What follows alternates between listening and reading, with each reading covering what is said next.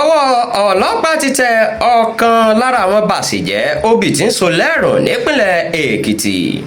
Iléeṣẹ́ ọlọ́pàá ti ìpínlẹ̀ Ekiti fi páńpẹ́ òfin gbé arákùnrin ẹni ọdún 23 Adéníyì Ṣeun lórí ẹ̀sùn ìdúnkòkò mọ́ni àti bíba dúkìá jẹ́.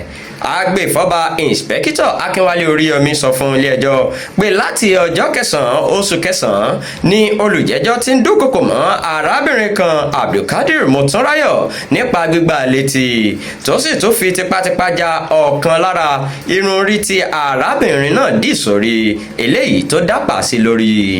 Ìǹspẹ́kítọ̀ Oríyọmí tún sọ wípé ọjọ́ kan náà ní àkókò kan náà àti agbègbè kan náà ni ọ̀gbẹ́ni Adéníyì Ṣeun yìí tún ba iPhone 13 Pro Max jẹ́ eléyìí tí owó rẹ̀ tó 750,000 ẹ̀sọ́rùn kan tí owó rẹ̀ jẹ́ 85,000 naira àti ohun àfẹsẹ̀tẹ̀ kan tí owó rẹ̀ jẹ́ 25,000 naira.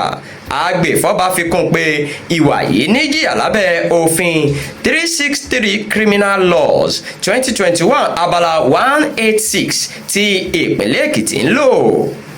Agbẹjọ́rò fún olùjẹ́jọ́ Oji Abiola bẹ̀ ilé-ẹjọ́ láti dá a sílẹ̀ nípasẹ̀ bẹ́ẹ̀lì.